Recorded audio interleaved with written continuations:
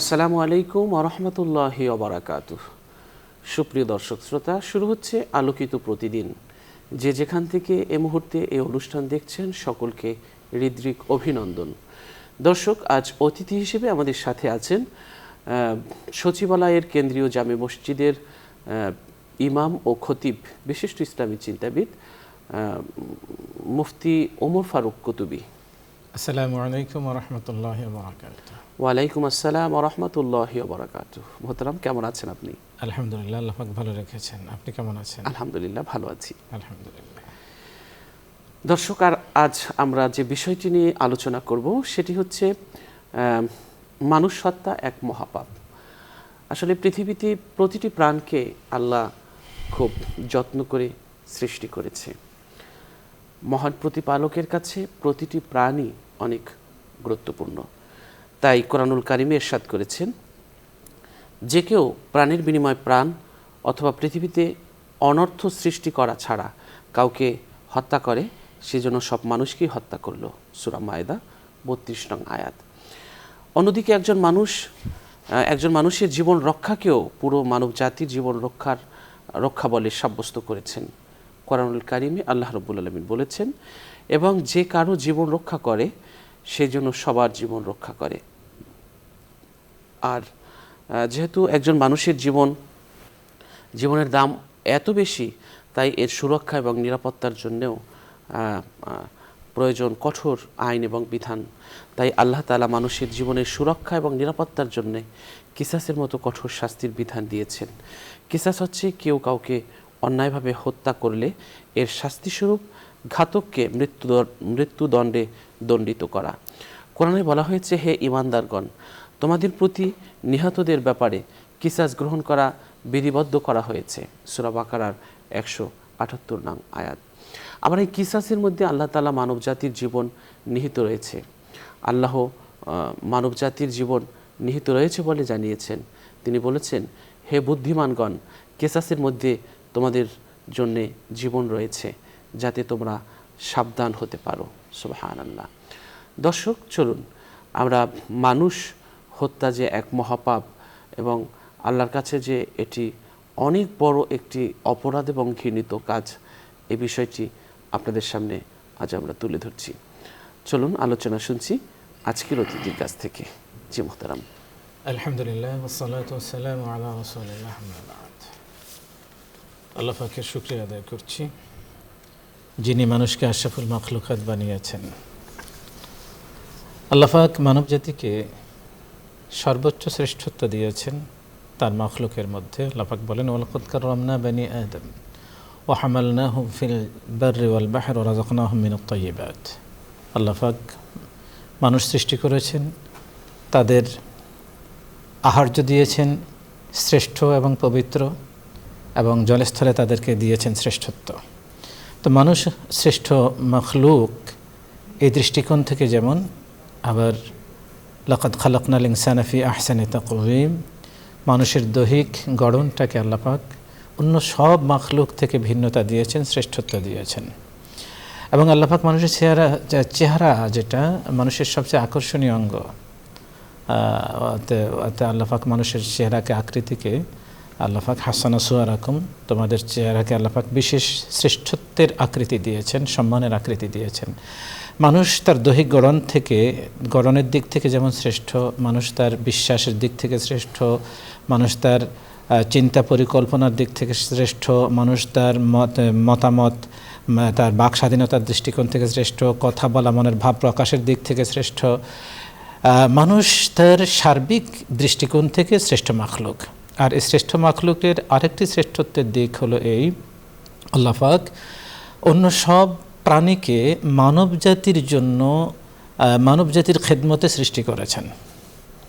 জলস্থলে যত প্রাণী আছে সব প্রাণী মূলত মানব জাতিকে কেন্দ্র করে।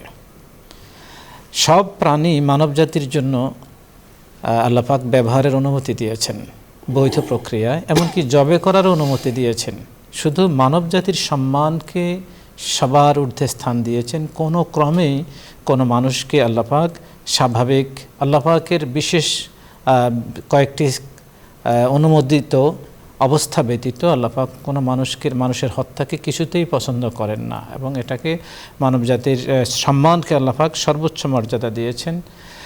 এজন্য অন্যান্য মৃত প্রাণীর অঙ্গ প্রত্যঙ্গ ব্যবহার করা শরীয়তে অনুমোদিত, মাংস ব্যবহার করা শরীয়তে অনুমোদিত, কিন্তু মানবজাতির প্রত্যেকটি অঙ্গকে আল্লাহ পাক বিশেষ সম্মান দিয়েছেন। মানুষের চুল, জীবিত হোক মৃত হোক, কোনো মানুষের চুল ক্রয় বিক্রয় করাও শরীয়তে হারাম ঘোষণা করা হয়েছে। মানুষের চামড়া, মৃত্যুর পরেও কোনো মানুষের চামড়াকে অন্য কোনো কাজে ব্যবহার করা বৈধ নয়, সেটাকে হারাম ঘোষণা করেছেন। মানুষের মাংস, মানুষের হাড়গুলো পর্যন্ত, এমনকি মানুষ মৃত্যুর পরে যে আমাদের দেশে স্বাভাবিক নিয়মে পোস্টমর্টেম করা হয়, যত্রতত্র পোস্টমর্টেম করা হয়, অনেক ক্ষেত্রে অযৌক্তিকভাবে পোস্টমর্টেম করা হয়, ইসলামী শরিয়া পোস্টমর্টেমের ক্ষেত্র একান্ত বিকল্পহীন অনিবার্য ক্ষেত্র ছাড়া পোস্টমর্টেমের অনুমতি দেয় না।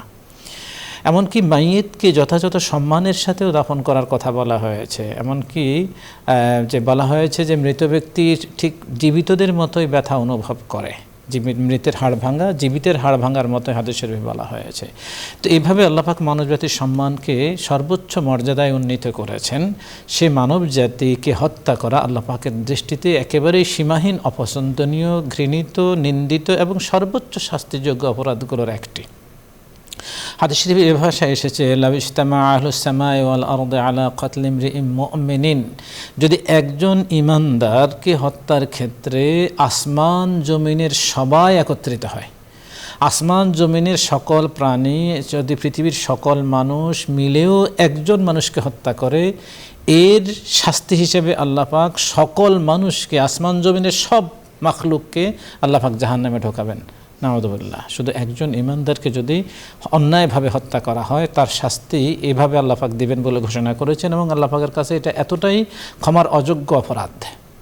পাশাপাশি এখন শুধু ঈমানদার নয়, যদি কোনো অমুসলিমকেও অন্যায়ভাবে কেউ হত্যা করে, হাদিস শরীফে এসেছে মান কাতালা মুআহাদান, যদি কোনো চুক্তিবদ্ধ কৃতদাস, চুক্তিবদ্ধ অমুসলিম, তাকে যদি কেউ হত্যা করে, লাম ইয়ারিহ রায়হাতাল জান্নাহ, সে জান্নাতে তো যাবে না, জান্নাতের ঘ্রাণও পাবে না, অথচ জান্নাতের ঘ্রাণ কত দূর থেকে ঘ্রাণ পাওয়া যায়, সেই জান্নাতে যাবে না, জান্নাতের ঘ্রাণও পাবে না। তাহলে শুধু ঈমানদার নয়, মুসলিম অমুসলিম নির্বিশেষে আল্লাহ পাক হত্যাকে সম্পূর্ণরূপে নিষিদ্ধ করেছেন, এবং আল্লাহ পাকের দৃষ্টিতে এটি সর্বোচ্চ শাস্তিযোগ্য অপরাধ। পাশাপাশি শুধু মানুষ নয়, আল্লাহ পাকের দৃষ্টিতে যে কোনো অন্যায় হত্যাকাণ্ডই অপরাধ বিবেচিত হয়। হাদিস শরীফে এসেছে, মান কাতালা উসফুরান বিগাইরি হাক্কিহা সাহালাল্লাহু আনহু ইয়াউমাল কিয়ামাহ, কেউ যদি অন্যায়ভাবে একটা চড়ুই পাখিও হত্যা করে তার যথাযথ হক ব্যতীত, তাহলে আল্লাহ পাকের দরবারে এ ব্যাপারে তাকে জবাব দিতে হবে। সাহাবায়ে কেরাম প্রশ্ন করেন, ইয়া রাসূলুল্লাহ, চড়ুই পাখির হক কি? নবীজি বললেন, হ্যাঁ, তাকে জবাই করা হবে খাওয়ার উদ্দেশ্যে, কিন্তু খাওয়ার উদ্দেশ্য ব্যতীত যদি কেউ অনর্থকভাবে বিনা কারণে একটা চড়ুই পাখিকে আঘাত করে মেরে ফেললো, বিষ খাইয়ে মেরে ফেললো, বা এমনি জবাই করে ফেলে দিল, এই যে অন্যায়ভাবে তাকে হত্যা করলো, এই হত্যার জন্য আল্লাহ পাকের দরবারে জবাব দিতে হবে। সুবহানাল্লাহ। তাহলে হত্যাকাণ্ড এটি আল্লাহ পাকের দৃষ্টিতে সর্বোচ্চ জঘন্য, শাস্তিযোগ্য, সর্বোচ্চ ঘৃণিত একটি অপরাধ, এবং এটি মহাপাপ, কবিরা গুনাহ। শুধু তা নয়, অনেক ক্ষেত্রে হত্যাকাণ্ড ব্যক্তির ঈমানকেও নষ্ট করে দেয়। এজন্য এই বিষয়টা আপনি যে ভাষায় বলেছেন যে মানব হত্যা এক মহাপাপ, অবশ্যই মানব হত্যা মহাপাপ, এবং আল্লাহ পাক কোরআন সুন্নাহ এটিকে মহাপাপ হিসেবে উল্লেখ করা হয়েছে, এবং যে 7টি মৌলিক যে কবিরা গুনাহ এর তালিকায়ও আল্লাহ পাক মানব হত্যাকে অন্তর্ভুক্ত করেছেন। তো এবং হাদিস শরীফে কোরআনুল কারীমে এর শাস্তি হিসেবে চিরস্থায়ী, কোরআনুল কারীমের শাস্তি হিসেবে চিরস্থায়ী জাহান্নামী হওয়ার কথা ঘোষণা করেছে। মান কাতালা মুমিনান মুতাআম্মিদান ফাজাযাউহু জাহান্নাম, এই আয়াতে আল্লাহ পাক বলছেন যে ব্যক্তি কোনো ঈমানদারকে হত্যা করবে স্বেচ্ছাপ্রণোদিত হয়ে, আর মুফাসসিরিনে কেরাম বলেন সে যদি এভাবে হত্যাকে জায়েজ মনে করে, তাহলে তার ঈমানও নষ্ট হয়ে যাবে এবং চিরস্থায়ী জাহান্নামে সে নিক্ষিপ্ত হবে, চিরস্থায়ী জাহান্নামী হয়ে যাবে। আর যদি সে এটাকে অন্যায়ভাবে হত্যা করে আর এভাবে হত্যা করাকে সে বৈধ মনে না করে, তাহলে সে জাহান্নামী হবে, অবশ্যই জাহান্নামী হবে।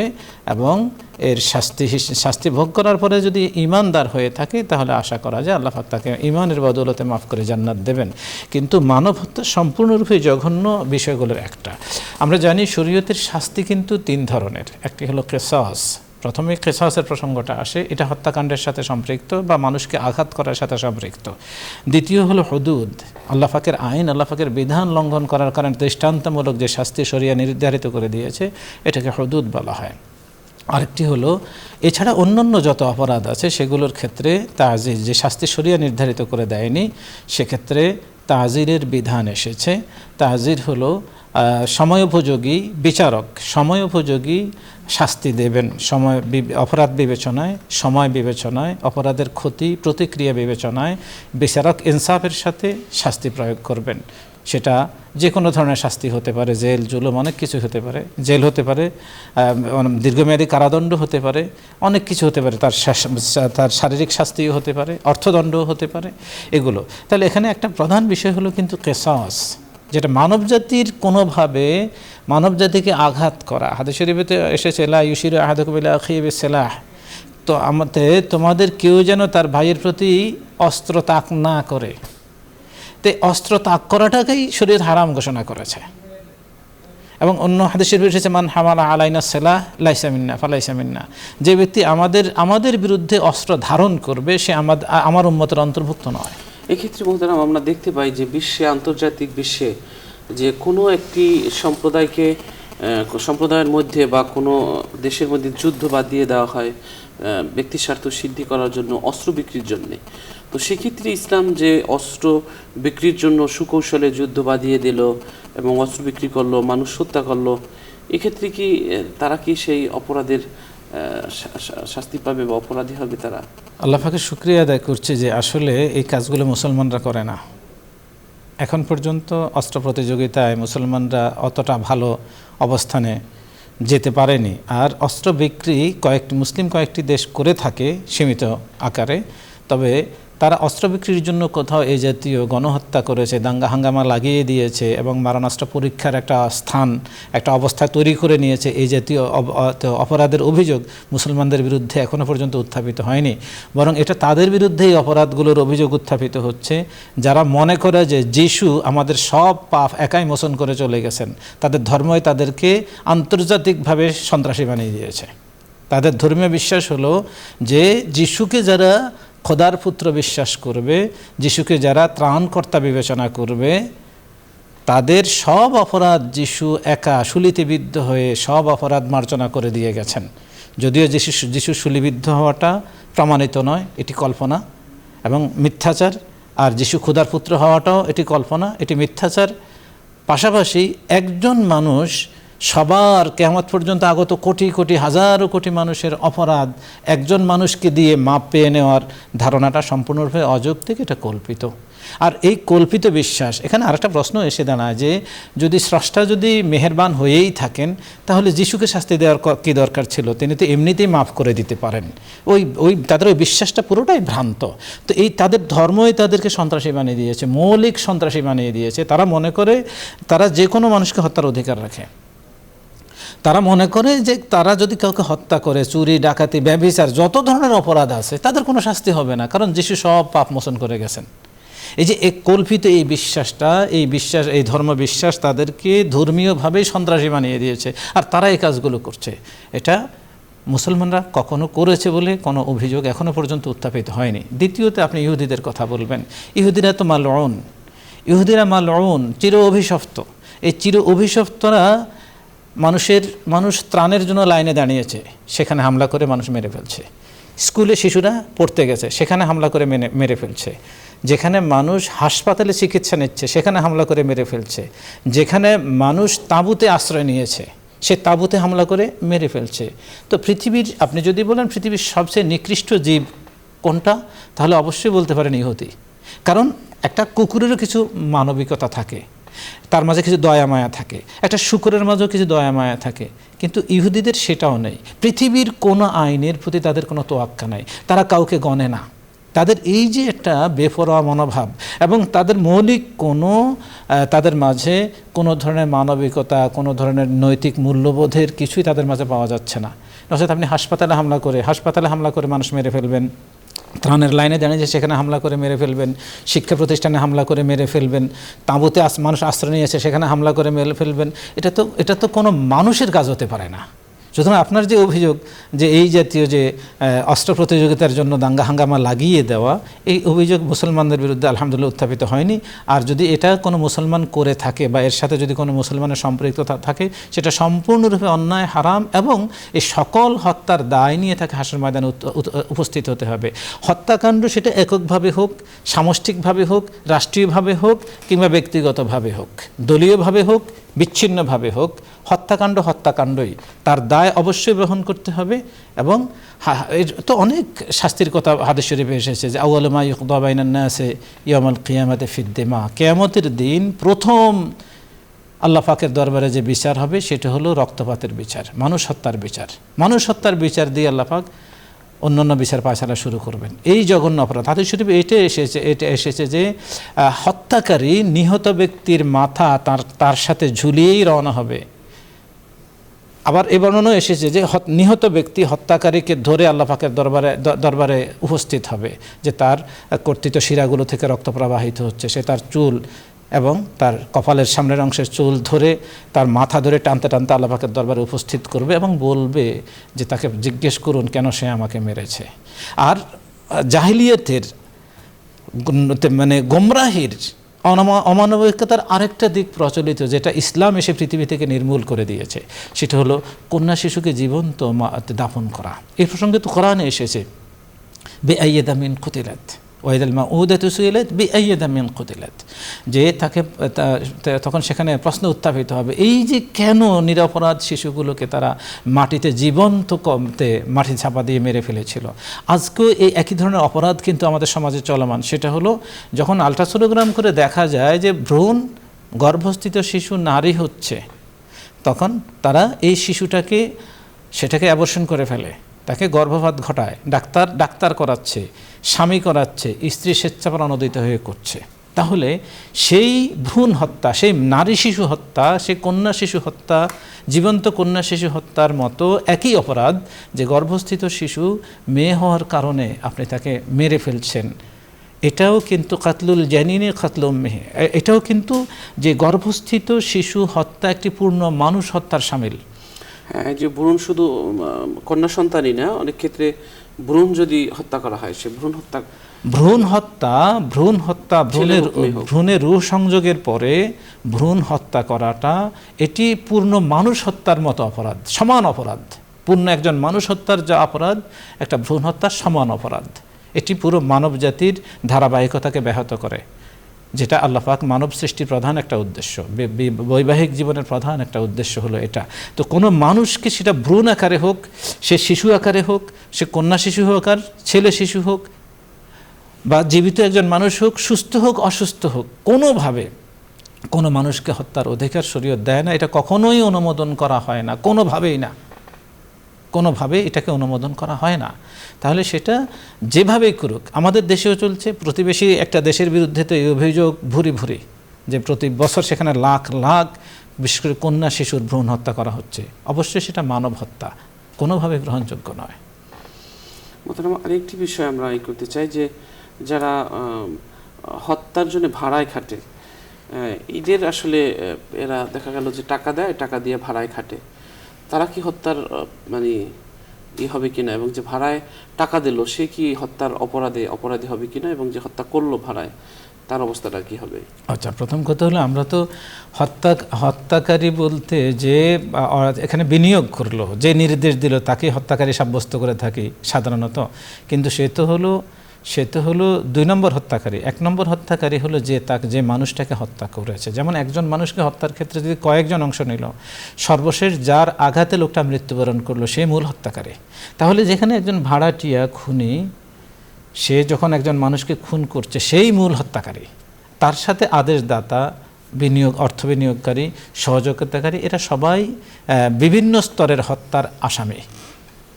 শরীয়তে হত্যাকে 5টা ভাগে ভাগ করা হয়েছে। এরাও বিভিন্ন পর্যায়ের আসামি, কিন্তু মূল হত্যাকারী তো যে মানুষটার আঘাতে এই একটা লোক নিহত হলো, সেই হলো মূল হত্যাকারী। সেটা সে যে কারণেই করুক, দলীয় কারণে করুক, অর্থের কারণে করুক, প্রতিহিংসাবশত করুক, যে কারণেই করুক, কোনো স্বার্থসিদ্ধির উদ্দেশ্যে করুক। এখন তো আমাদের দেশে যে নুনের চেয়ে খুন সস্তা হয়ে গেছে, 10 টাকার জন্য বাকবিতণ্ডা করে মানুষ মেরে ফেলা হচ্ছে। শুধু পাওনাদারের টাকা থেকে বাঁচার জন্য, সামান্য কয়েকশো টাকা থেকে বাঁচার জন্য পাওনাদারকে মেরে ফেলা হচ্ছে। এরপরে সামান্য রাজনৈতিক কারণে মেরে ফেলা হচ্ছে।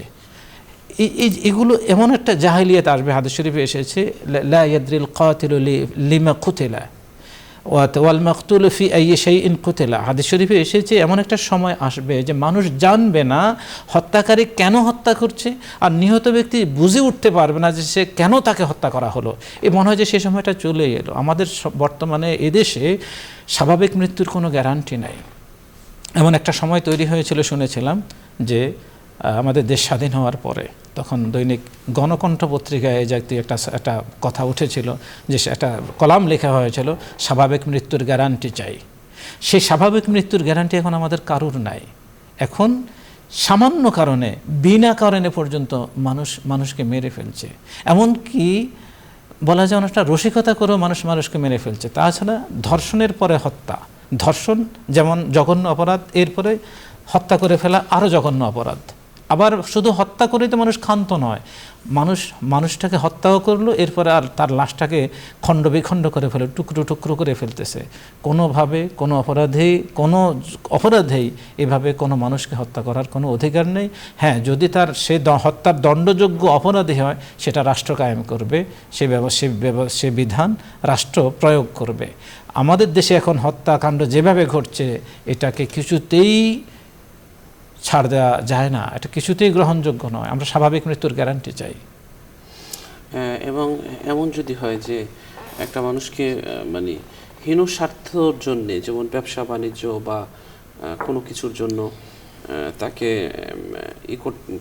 মানে স্লো পয়জনে তাকে সেজন্য মরে যায়, এরকমের পথ কোনো মেডিসিন দেয়া এবং করে দীর্ঘমেয়াদী তাকে কষ্ট ভোগ করতে করতে যেন একসময় মরে যায়। সরাসরি সে চায় না যে আমি হত্যাকারী হই, কিন্তু সেক্ষেত্রে যদি সে এই ধরনের কোনো পথ অবলম্বন করে, তাহলে এই হত্যাটাই তো তিনি হত্যাকারী বিবেচিত হবেন। আর এক্ষেত্রে আরেকটা প্রসঙ্গে এসেই যায়, আমাদের দেশে বর্তমানে যে পরিমাণ খাদ্য সামগ্রীতে ভেজাল করা হচ্ছে, সব পণ্যেই ভেজাল আছে, সব কথাতেই ভেজাল আছে। আমরা এমন একটা দেশে, এমন একটা সময় বসবাস করছি, মনে হয় যে সব কথাতেই ভেজাল আছে, সব সিদ্ধান্তেই ভেজাল আছে, পত্রিকার সব খবরেই ভেজাল আছে, আর প্রত্যেক খাবারেও ভেজাল আছে। আমরা ভেজাল মুক্ত মনে হয় যে কিছুই পাচ্ছি না। এমনকি বাতাসের সাথে যে আমরা নিঃশ্বাসটা নিচ্ছি, যে অক্সিজেনটা নিচ্ছি, এই অক্সিজেনটাও কিন্তু ভেজাল মুক্ত না। আমরা এমন একটা সমাজে বসবাস করি, আমরা কোনো কিছুতে, আমাদের যে জীবন রক্ষাকারী পানিটা পর্যন্ত ভেজাল মুক্ত না। সুতরাং এমন একটা সমাজে যারা বিশেষ করে খাদ্যপণ্যের সাথে জড়িত, সব সামগ্রীতেই ভেজাল, এর মাঝে যারা খাদ্য সামগ্রীর সাথে জড়িত, খাদ্য পানীয়ের সাথে জড়িত, যারা এর ব্যবসা করেন, সরবরাহ করেন, আমরা সকলের প্রতি বিনীত অনুরোধ জানাবো, আপনার এই প্রসেসিংয়ের মাধ্যমে আপনি মুরগিকে, হাঁস মুরগিকে, কবুতরকেও পর্যন্ত, কবুতরকে মানুষ নিরাপদ মনে করে, মুরগির তুলনায় হাঁসকে মানুষ নিরাপদ মনে করে। এখন দেখা যাচ্ছে যে সবগুলোতে সেই ঘুরে ফিরে একই ধরনের খাবার খাওয়ানো হচ্ছে। দেশি বলে, দেশি, যার জন্মটা দেশি প্রক্রিয়া, কিন্তু তাকে যে ফিড খাইয়ে বড় করা হচ্ছে, ওজন বাড়ানো হচ্ছে, সেটা কিন্তু দেশি নয়, স্বাভাবিক নয়, প্রাকৃতিক নয়, সেটাও কৃত্রিম।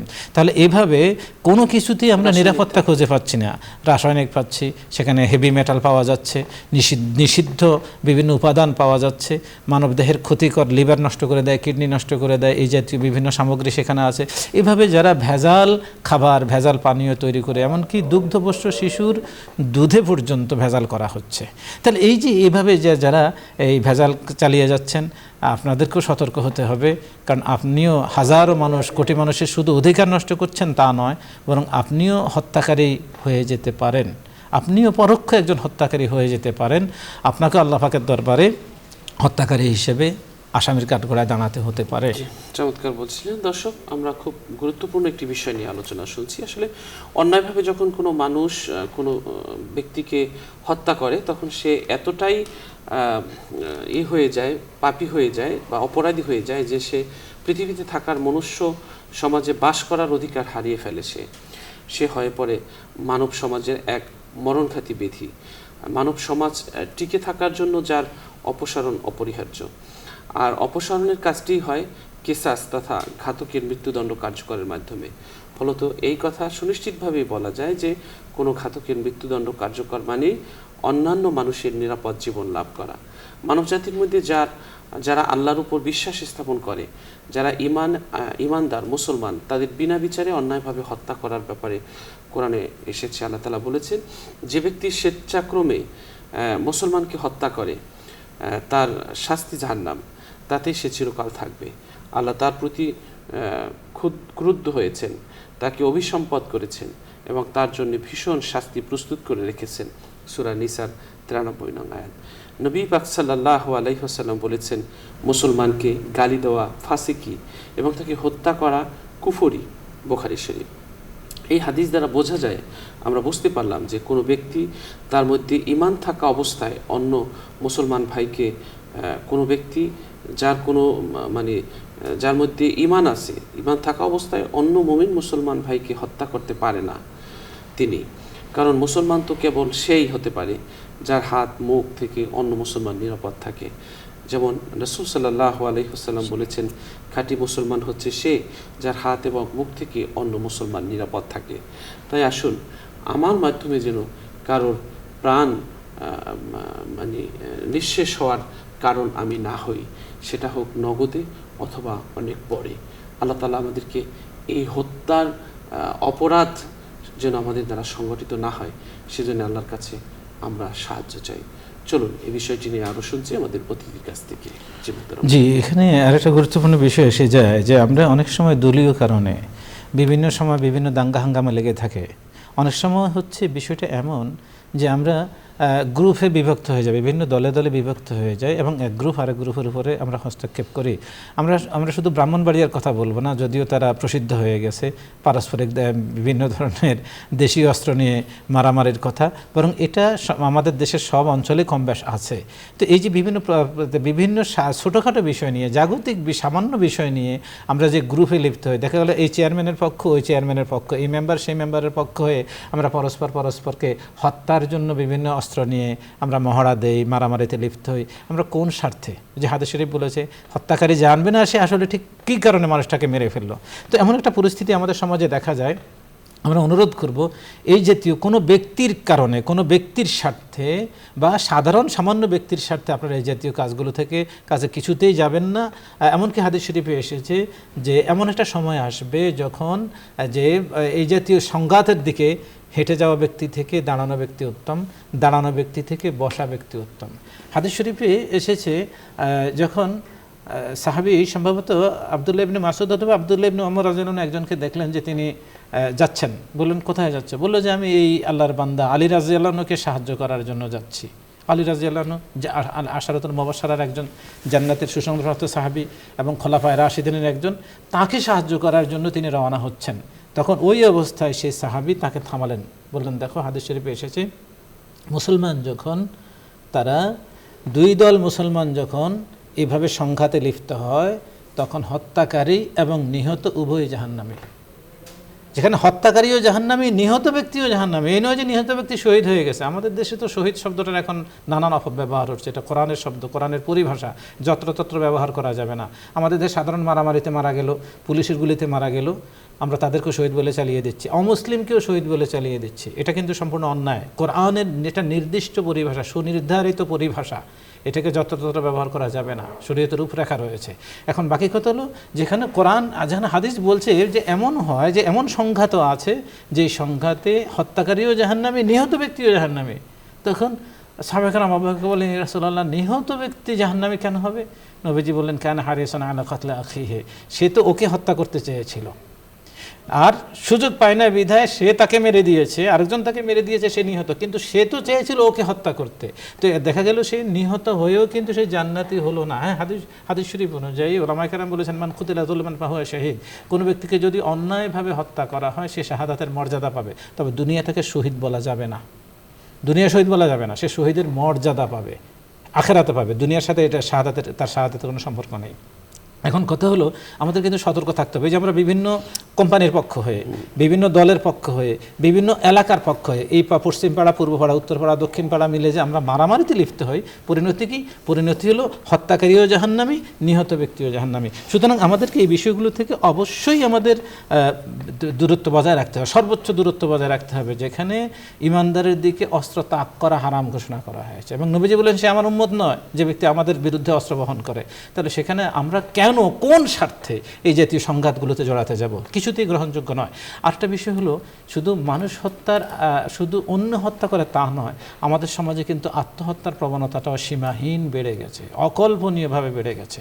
আত্মহত্যা, আমরা আত্মহত্যা এটিও কিন্তু সেই কবিরা গুনাহ, মহাপাপগুলোর একটি। নিজেকে হত্যা করার কোনো অধিকার শরিয়া কখনোই দেয়নি, কোনো অবস্থাতে নেই। আপনি যত রোগশোকে আক্রান্ত হন, আপনি যত বিপদে আক্রান্ত থাকুন না কেন, কোনোভাবেই নিজেকে হত্যা করা যাবে না।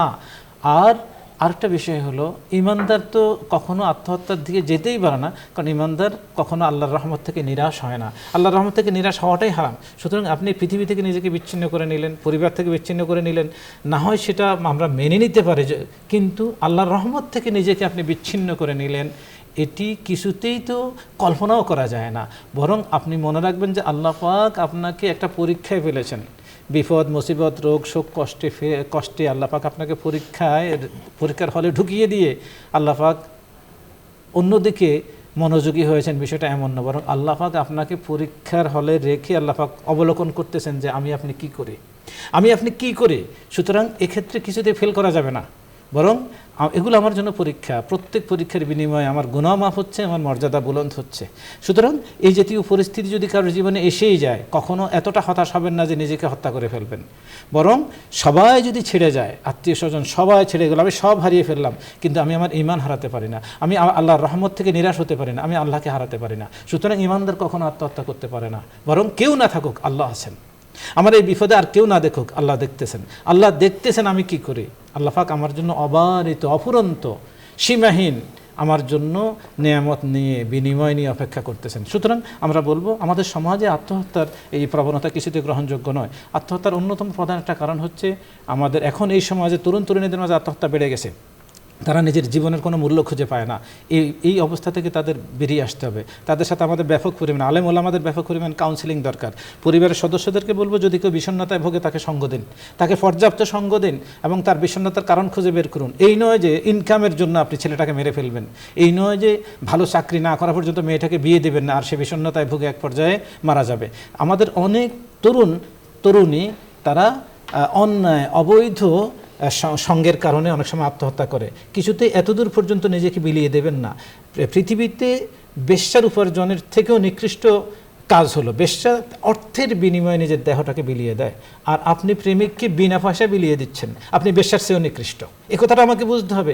এরপর আমরা করে কি, এটা না বোঝার কারণে আমার বন্ধু, আমার আপনজন মনে করে তাকে নিজের সব দিয়ে দিলাম, অবশেষে সে প্রতারণা করলো। আমি কি তখন আত্মহত্যার পথ ছাড়া আর কিছু খুঁজে পাই না? কখনোই এমনটা নয়। ধরে নিলাম আপনি এই জাতীয় কোনো কেসের শিকার, আল্লাহর উপরে তাওয়াক্কুল করুন, আর আল্লাহর কাছে তওবা করুন, আল্লাহ আপনাকে মাফ করে দেবেন। আত্মহত্যার পথে পা বাড়াবেন না। আপনি ধর্ষণের শিকার হয়েছেন, সমাজ আপনাকে দেখতে পারে না, ছিচি করছে। আমরা সমাজকে অনুরোধ করব, মেয়েটা তো, সে তো ধর্ষণের শিকার, সে জুলুমের শিকার, তাকে সহযোগিতা করুন। কিছুতেই তাকে একাকী, তাকে আত্মহত্যার দিকে ঠেলে দেবেন না। আল্লাহ আমাদের সকলকে তৌফিক দান করুক। অনেক অনেক ধন্যবাদ মোহতারাম, আপনাকে শুকরিয়া। দর্শক, আমরা অনুষ্ঠানের শেষ প্রান্তে চলে এসেছি। অনুষ্ঠানের এই পর্যায়ে একটি মোনাজাত। আপনারা যেখান থেকে আমাদের এই অনুষ্ঠান দেখছেন, চাইলে আপনারা আমাদের সাথে মোনাজাতে শরীক হতে পারবেন। আল্লাহুম্মা সাল্লি আলা সাইয়্যিদিনা ওয়া নাবিয়িনা ওয়া শাফিয়িনা ওয়া হাবিবিনা ওয়া মাওলানা মুহাম্মদ সাল্লাল্লাহু আলাইহি ওয়া আলা আলিহি ওয়া আসহাবিহি ওয়া বারাকা ওয়া সাল্লাম। আলহামদুলিল্লাহি রাব্বিল আলামিন, والصلاة والسلام على سيد الأنبياء والمرسلين وعلى آله وأصحابه أجمعين।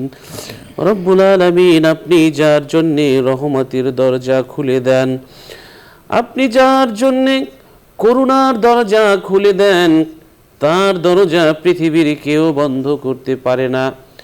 আর আপনি যার জন্যে দরজা বন্ধ করে দেন, কেউ তার জন্যে দরজা খুলতে পারে না। তাই আপনার কাছে ফরিয়াদ, আসমান এবং জমিনের সকল রহমত, বরকত, করুণা, দয়ার দরজা আমাদের জন্য আপনি খুলে দিন। আমিন। অপরাধী, পাপী, গুনাহগার, সিয়াকারী, খাতাকারী, অভাবী, দুর্বল আপনার শাহী দরবারে হাত তুলেছি বড় আশা নিয়ে। আল্লাহ তাআলা আপনি আমাদের মোনাজাত খালি ফেরত দিয়েন না, আপনি আমাদের জিন্দিগির সমস্ত ভুল ত্রুটি ক্ষমা করে দিন। রব্বুল আলামিন, ছোট্ট এই জীবন আল্লাহ ভুলে ভরা, জীবনের মালায় মনের হেলায় গেতেছি গো যত ফুল, মৃত্যু বিছানায় গিয়ে দেখিব এ যে সবই করেছি ভুল। মৃত্যু বিছানায় পড়ে যাওয়ার আগে, নিঃশ্বাসের শেষ ঢেউ আসতে পড়ার আগে খাঁটি মুমিন মুসলমান হওয়ার তৌফিক তুমি আমাদেরকে নসিব করে দাও গো আল্লাহ। আল্লাহ, তুমি আমাদের এই অনুষ্ঠানকে কবুল করো, অনুষ্ঠানের সাথে যারা আছে তাদেরকে তুমি কবুল করো। বিশেষ করে বসুন্ধরা গ্রুপের চেয়ারম্যান, এমডি, ভাইস চেয়ারম্যান, পরিচালক সহ যারা আছে আল্লাহ তাদেরকে তুমি কামিয়াব নসিব করো। বসুন্ধরা গ্রুপের সব প্রতিষ্ঠানগুলোকে তুমি আল্লাহ কামিয়াব নসিব করো। রব্বির হামহুমা কামা রব্বায়ানি সগীরা। সুবহানা রব্বিকা রব্বিল ইজ্জাতি আম্মা ইয়াসিফুন ওয়া সালামুন আলাল মুরসালিন ওয়ালহামদুলিল্লাহি রব্বিল আলামিন। আমিন। দর্শক, আমরা আজ এখানেই শেষ করছি। আল্লাহ হাফেজ। আসসালামু আলাইকুম ওয়া রাহমাতুল্লাহি ওয়া বারাকাতুহু।